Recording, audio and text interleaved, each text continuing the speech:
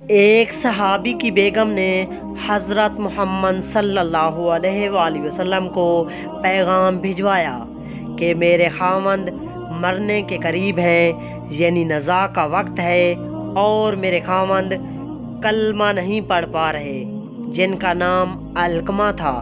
آپ صلی اللہ علیہ وآلہ وسلم فوراً ان کے گھر تشریف لے گئے اور فرمایا، بیٹا کلمہ پڑھو۔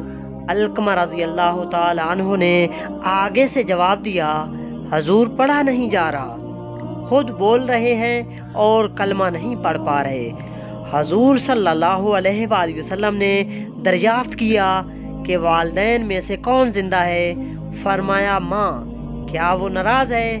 فرمایا جی۔ حضور صلی اللہ علیہ وآلہ وسلم نے فرمایا، انہیں بلاؤ۔ جب علقمہ کی ماں آئی تو حضور صلی اللہ علیہ وآلہ وسلم نے فرمایا، علقمہ کی ماں کیا بیٹے سے ناراض ہو؟ فرمایا جی ناراض ہوں۔ حضور صلی اللہ علیہ وآلہ وسلم نے فرمایا، کیا ناراضگی ہے؟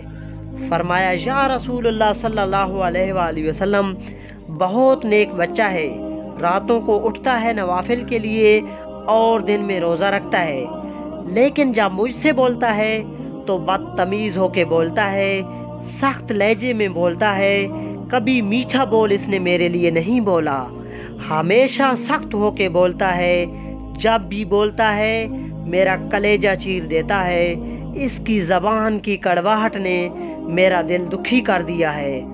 آپ صلی اللہ علیہ وآلہ وسلم نے فرمایا، کیا اسے معاف کرو گی؟ فرمایا نہیں، میں معاف نہیں کروں گی۔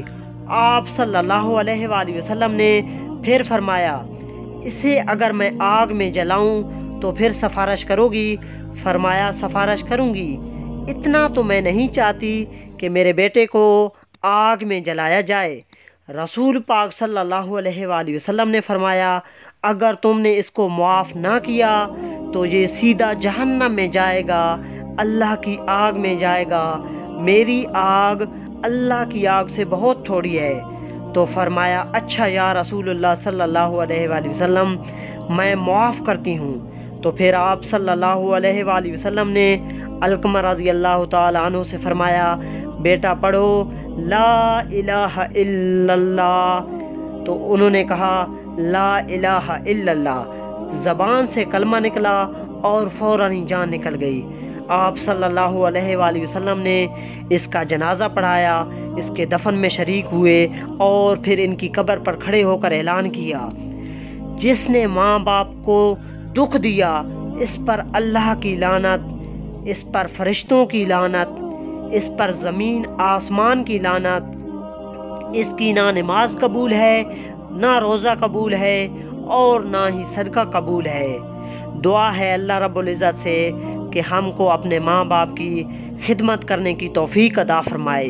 اللہ پاک سے دعا ہے کہ اللہ ہم کو اور آپ کو اسلام کا بول بالا کرنے کی توفیق عطا فرمائے۔ اللہ سے دعا ہے کہ اللہ ہم کو اپنے پیارے محبوب حضرت محمد صلی اللہ علیہ وآلہ وسلم کی پیروی کرنے کی توفیق عطا فرمائے۔ امید کرتے ہیں آپ کو ویڈیو اچھی لگی ہوگی۔ اگر اچھی لگی ہو تو اس کو لائک اور شیئر کریں اور ہمارے چینل کو سبسکرائب کریں۔ شکریہ، اللہ حافظ۔